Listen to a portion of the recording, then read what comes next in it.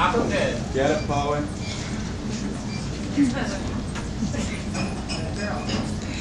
I used to play hide and go seek with God, except I never got to hide. Instead, I was always seeking. I always found God so easily. They were always hiding in plain sight, always right there in front of me. It was never much of a challenge. Eventually, I had gotten bored with this game, decided it wasn't worth my time, so I stopped searching.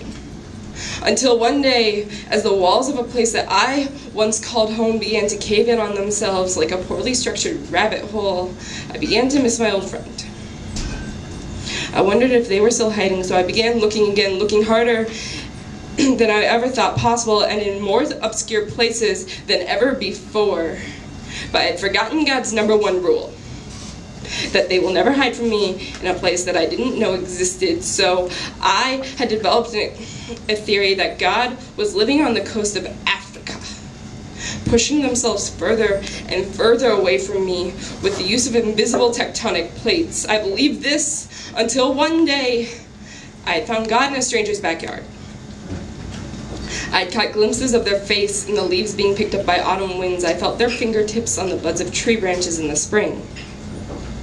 2 years later, I was sitting in my 6-hour math class. My teacher was droning on with a voice saturated in the kind of stale enthusiasm that only a math teacher could provide. On this particular day, I'm privileged to be witness to the beginning of a beautiful disaster. I watched as storm clouds rolled in, embracing treetops, being kissed by gasps of sunlight. But by the time I stepped outside, the storm clouds had suppressed themselves. I began to believe that this was God.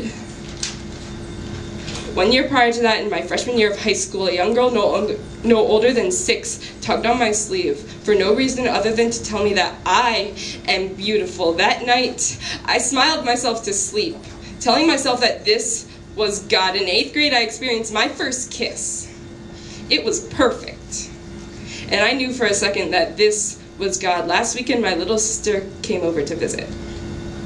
It was the first time I saw her in almost a month. I told her a joke. She then tossed her head back, and her mouth gaped open. What then vibrated from her vocal cords, squeezed through the gaps of her teeth and rolled into my ears, had to be the definition of God.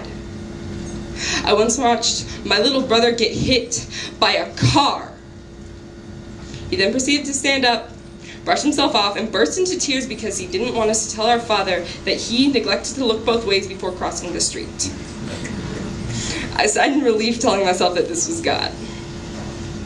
There is no place that I do not find God anymore. God lives in the palms of a newborn child, in the marrow of a man with leukemia, behind my great-grandmother's eyelids. God hides in rotting tree trunks and abandoned caves. I once ran into God on a sidewalk. No, literally, I ran into God. The collision startled me so badly, I spilled all the contents of my backpack onto the pavement. God was wearing sweatpants, Skechers, and a white t-shirt drenched in sweat. Their face was glistening. They bent down with me to help me gather my possessions. Before I even got the chance to apologize, God smiled and told me in a voice that tasted like sugar, "It's okay. We all make mistakes sometimes." God then proceeded to stand up and continue their jog across the street, neglecting to look both ways. That day, I watched God get hit by a car. They did not get up.